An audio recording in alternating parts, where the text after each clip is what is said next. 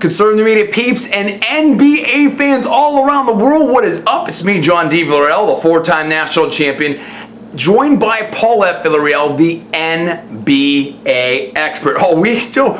There's a lot of stuff to talk about, NBA fans, because there's been signings, there's been dealings, there's been stuff happening. And of course, we're going to congratulate again the 2012 NBA champions, the Miami Heat. And we have some Heat news for you folks out there. Here's what I'm talking about, Paul. I'm talking about the Miami Heat, already number one in the world this year, getting even better by signing Ray Allen from the Boston Celtics. Ray Allen turned down more money for the Boston Celtics to be with this Miami Heat team. We predicted this was going to happen. First of all, this type of thing was going to happen, right? And I think we talked about Ray Allen as a potential, Paul. We can speak on that. First of all, it's all personal opinion only. We're not allowed to change facts. That guy's personal, all for entertainment purposes only. Please check the disclaimers.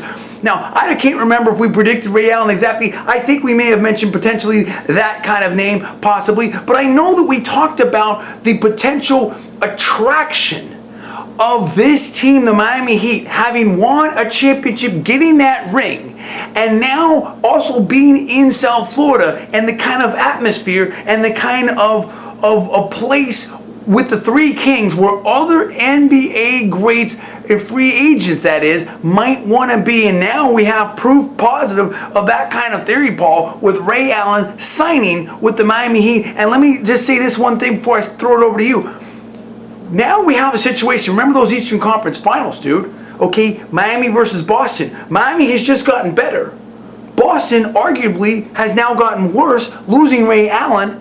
And also, I mean, you think about the kind of fit that Ray Allen provides for the Miami Heat, Paul. You're talking about the league's best all-time three-point scorer. And we think about, when the three-point game for Miami was really hot, with Miller and the rest getting out there, behind the line and just raining the threes. And that opened up the inside game, too, for LeBron and Wade with the cutters and Bosh and everything like that. I mean, I think with that outside game established, this Miami Heat team may not be beatable again in 2013 when we talk about playoff basketball and going all the way, Paul. Yeah, look, right now with what's happening in this offseason after the Heat won their championship with LeBron James, as far as I can tell, there's only like 4 teams that matter right now in terms of possible championship contenders for next year. And they are the Miami Heat, the Boston Celtics, who have done a very good job in signing some guys like Jason Terry and re-signing people such as Jeff Green and some other players. And in the Western Conference, Oklahoma City Thunder, of course, who signed a center named Hassim Thabit. I can't remember exactly how you say his name, but he will help them, I believe. And the Los Angeles Lakers, who picked up Steve Nash. Laker Nation. So there's only like 4 teams in the mix right now, and Miami Heat, by signing Ray Allen, who is still an exceptional shooter. Yeah, he has a little bit of ankle problems at the end of last year, and he will be, I believe, 37 years old. This is a huge signing, because what this does is it adds, as you mentioned, more reliable three-point shooting. We all know the health problems that Mike Miller and in particular had for Miami. Ray Allen is a bona fide Hall of Fame player. He is the best three-point shooter in three-point makes in the history of the NBA. This definitely helps Miami. It'll allow Dwayne Wade to get more rest next year, as Wade is now 30 years old. I love this signing. I think it's great. I think that as far as things are shaping up right now, the only team that's going to have a real potential to match up head-to-head with the Miami Heat will be the Lakers, and that's if they get Dwight Howard, which we don't know if that's going to happen yet. So I think this is an excellent signing. The Heat are also looking at Rashard Lewis, who is a small forward, power forward, and Marcus Camby, who played this past season with, or finished the season with the Houston Rockets. So this is very good. If you are a Miami Heat fan, this is an excellent signing. Now let's talk. I believe that it's a 3-year deal. Maybe I read that wrong, Paul. But tell me about this. How would you, if you're the Miami Heat, how would you use Ray Allen? Would you put him in there as a starter? Is he your first option off of the bench? Do you think that they're always going to have a rotation of potential 3-point threats, whether that's Mike Miller, Battier, Ray Allen, and of course we know that LeBron and Wade can hit the 3 as well. Is that going to be the philosophy? How would you use Ray Allen if you're part of the Miami Heat right here? I would use Ray Allen personally. I would use Ray Allen off of the bench. You can start him certainly, but he's a shooting guard just as Dwayne Wade is. So if you're going to start Ray Allen, that means that you'd have to move Dwayne Wade to the point guard position, which you could do, but I don't think Ray Allen is going to be hung up on starting. I mean, part of the reason I believe why he was amenable to moving on from the Celtics was he wasn't starting there anymore, and he was coming off the bench for Avery Bradley. Now, Avery Bradley is an excellent player, particularly an excellent defender, but it's a whole different thing coming off the bench behind Dwayne Wade, who's a Hall of Famer, and Avery Bradley. So I think Ray Allen, at this point in his career, will be acceptable to coming off the bench behind Dwayne Wade. He knows he's going to get a lot of minutes, not only because Wade needs more rest, also because the Heat will run lineups where Wade will be playing at the point guard, and Ray Allen will be on the floor with LeBron James and Chris Bosh and somebody else for the Heat. So I think this is good. I think you'll probably see Ray Allen getting 20, 25, 30 minutes on some nights in next season. So I think that's great for him at this point in his career. I think it's fantastic. And like you said, I mean, we saw that even down the stretch there in the playoffs where there would be situations where, Wade would be hot for one half and not hot for another, or even whether it's quarter to quarter. We even saw that kind of situation. So having this option of Ray Allen to be, someone that can put in there, that can stretch that floor out, and can also provide, like you said, the leadership, that experience and everything like that, and the point guard skills. I think that really, really helps, and it creates more strength within the total team, I believe, and less focus, if you will, on the Three Kings, even though the Three Kings are still tremendously dominant. And I believe, Paul, in that in the NBA Finals, we really saw the Three Kings being able to really work well together and figuring out how to really integrate that entire package there, Paul. So tell me about this. What do you think the impact now is for Boston having lost Ray Allen, even though they did these other signings? It's definitely a big loss. I know that there were reports or rumors that Ray Allen and Rajon Rondo didn't get along that great.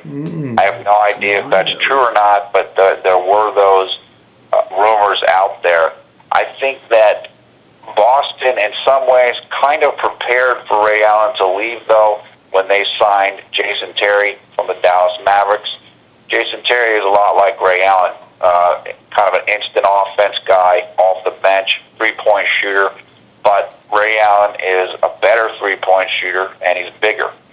So I think Boston is in pretty good shape. I was a little bit surprised that they kind of have gone all in with the win-now mentality. I think that they lost to the Heat the last 2 years. They're not getting any younger, but they've made some good signings, and they have a very good coach in Doc Rivers. He knows the Miami Heat tendencies well. So if they're healthy next year and players such as Jason Terry and Jeff Green are able to continue to thrive, they may be able to get back to the Eastern Conference Finals and challenge Miami again. Well, let me ask you these two last questions. One, what impact do you think that Ray Allen will have on the Miami team, and particularly the bench? Do you believe that he's going to have a leadership impact on that locker room in there? And the second question is look, this is a big signing. what other kind of signings do you think that we could see possibly for the Miami Heat? Do you think that they're done here with this move? Or do you think that there may even be another move or two left in their arsenal for the offseason here, trying to load up for next season, Paul? I think that Ray Allen will help tremendously in the locker room and as a leader. And he is known as just a incredibly disciplined worker. Ray Allen, in some ways, is almost like a Jerry Rice or this type of a figure, or Terrell Owens, in that he is a fanatical workout guy. He works out like crazy. You look at him, he doesn't look like he's 37 years old. He's a guy that comes to the gym before the games, hours and hours before the game, just to work on his shot. He just has that type of, that's just the way he approaches the game. I think that will help the Heat a lot, particularly will help the younger guys. Ray, being such a great shooter, I'm sure will help LeBron and Dwayne Wade in terms of their shooting mechanics. He's so good at that. I think he will fit right in. He's a very focused, proud player. I think he fits in perfectly with the Miami Heat culture. In terms of other players that Miami will go after, I know that they are meeting with both Rashard Lewis and Marcus Camby in the next few days. I think over this weekend they're going to meet with both of those players. I think there is a good chance that they could sign both of those guys. Rashard Lewis, most people remember, had a monster contract in the past, and he got saddled a lot of times with, he's not worth the contract, and this type of chatter, whether it was fair or not. Rashard Lewis is looking for an opportunity to prove himself again. Marcus Camby, I read something today, I believe it was from his agent, saying basically, Marcus Camby is looking for a chance to contribute, and he wants to play for a championship contender. The last that I heard with Marcus Camby was that his thinking was down to the New York Knicks and Miami Heat. Well, if you want to play for a championship contender, then you're definitely going to be looking hard at the Heat. So I think if they got those two guys, they would be in excellent, excellent shape. If they get those guys, the only other possible addition that they could be looking at that point would be a more offensive-minded center. And depending on what happens with Eddie Curry, who they had all of last year, who is very much an offensive center, they might be all set. So if they can lock down those two players, I think they'd be in really good shape. This is absolutely tremendous and stuff. Now, let me ask you this one last question too. What do you believe, having seen this situation, just coming off of obviously seeing them win the NBA Finals, and in my personal opinion, seeing the evolution and the arrival of this team, and in particular their star and the NBA MVP and the NBA Finals MVP, LeBron James. I believe we've seen his evolution and his arrival with his game and being able to, in my personal opinion, shut up all the haters, zip it, and win it. And getting that ring and anything like that. Where do you now put the Miami Heat with this acquisition and with those other potential acquisitions? But we can't count them until anything's done. But in other words, do you place, as I do, the Heat as the favorite next year to win the whole thing again? Yeah, I do. And I do think that if Boston is healthy, they could give Miami a real run. If they're healthy and Kevin Garnett and Paul Pierce are able to sustain a high level of play, which they probably can. Well, Kevin Garnett played great last year when they moved him to center, so if he's got a little bit left and their signings work out, I think they'll give the Heat all they want, although I would still favor the Heat. In terms of the Western Conference, Oklahoma City is going to get better. The signing of Thabit, who's like a 7'3" center who will help their defense even more. Oklahoma City is not going anywhere. Now, again, the outside factor here is the Lakers. With Steve Nash, that will help them tremendously. But I still think they need more than just Steve Nash to be able to get past Oklahoma City. If they get Dwight Howard, then I think that there's a good chance that the Lakers could make the finals, and we could see Kobe versus LeBron. And the Lakers could, if the Lakers did Dwight Howard, they could be a problem for Miami because Miami is a little bit weak at the center position. Although if the Heat get Marcus Camby, that will certainly help. But the Lakers, the Heat, in that circumstance, they might have to invest in a real big defensive-oriented center. Marcus Camby is a great defender, but he's not the biggest guy in the world. So I think that right now it's between those four teams for the title, and I would favor Miami. Although if the Lakers get Dwight Howard, then they could provide a very good challenge.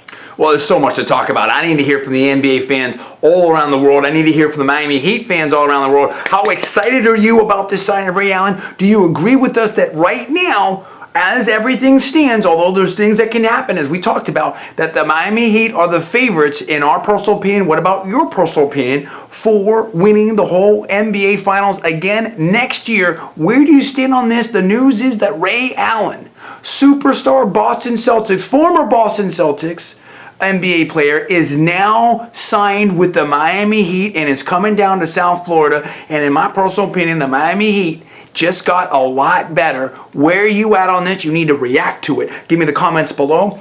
Please subscribe above. I'm John D. Villarreal, the four-time national champion. That is Paul F. Villarreal, the NBA expert. We are conservative new media. Please rate this video up. Also, please post to your social networking sites. Thanks so much for watching. We'll see you next time. And stay tuned. Stay tuned. You knew we were going to do it because we're going to talk about all this news with Jeremy Lin and the offer from the Houston Rockets. Linsanity news coming up next. Stay tuned for that.